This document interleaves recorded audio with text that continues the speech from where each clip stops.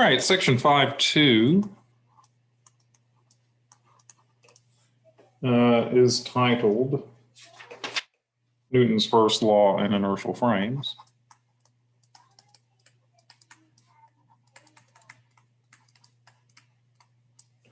We're really interested in Newton's first law, but in order to look at it precisely, we need to talk a little about reference frames as well. We've talked about reference frames in the past, and I may have even used the term inertial frames. We'll talk about what that really means in detail now. So a traditional definition of Newton's first law, it might be called law of inertia or something like that. But generally, you might have heard something like an object that is not acted on by any external forces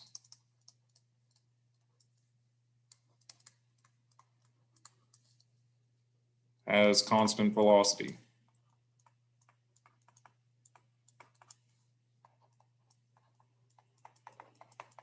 Or they may have broken that up into an object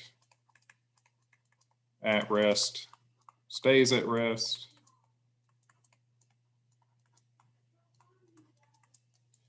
an object in motion does not change its motion.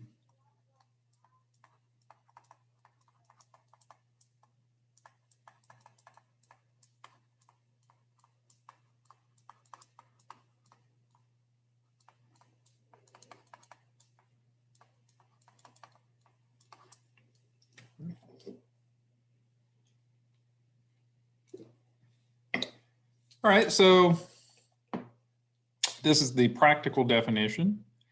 To be a little more specific, we need to talk about inertial reference frames.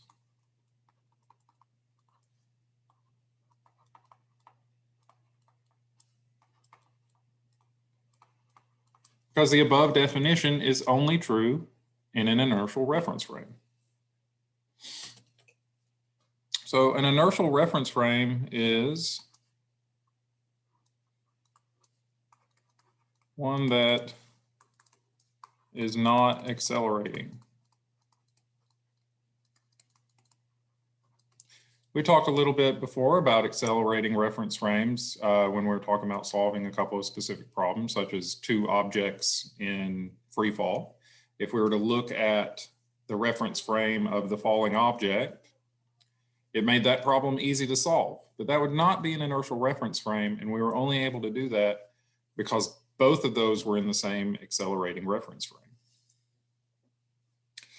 The example in the book is something like, imagine a hockey puck on an air hockey table on a train.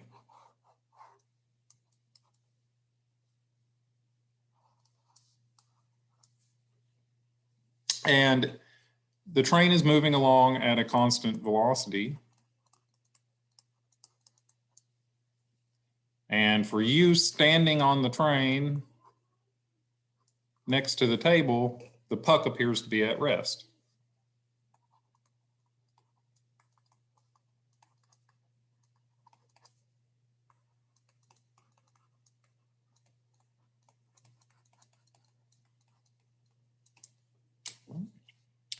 So now what happens when the train starts to accelerate in the positive direction? So now let's say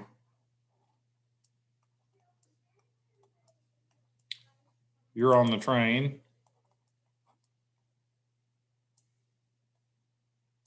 and the train is now accelerating in a positive direction.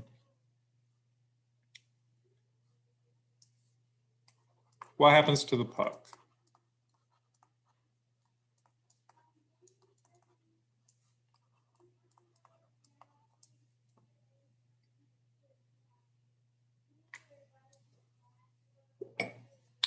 All right, I think we've all experienced this in a car, right? When you stop your car, you kind of jerk forward. If you accelerate your car quickly, you're pushed back into your seat. So the puck is going to start moving backward relative to you and the table and the rest of the train, right? Because there's nothing pushing on the puck to keep it moving with you as you accelerate. So I'm going to say it accelerates backwards. I'm going to say it appears to.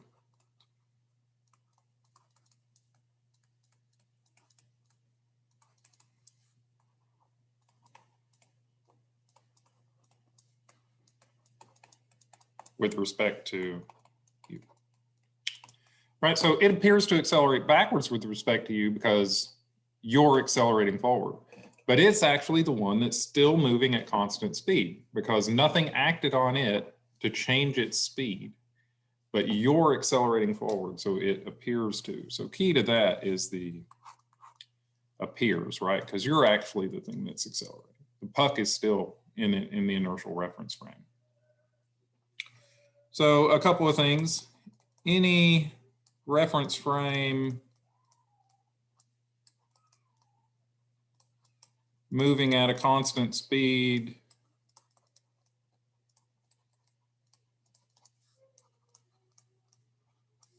with respect to an inertial frame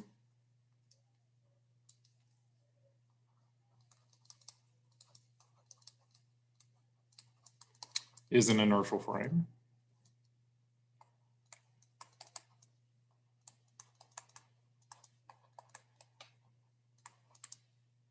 And we usually just assume that standing on the ground is an inertial frame. That's not a bad approximation. If you were very, very explicit, as we talked about with uniform circular motion, we know that there is a centripetal acceleration associated to staying on the surface of the Earth as it goes around in a circle, right? So there is an acceleration, but it's not a bad approximation to call the surface of the Earth an inertial reference frame. That's usually how we think of things. All right, is there anything else I want to say about inertial reference frames or first law? I think that's fine. So first law, no external forces implies no change in motion. All right, that is about as succinctly as I can sum that up. Oops, I left off forces here.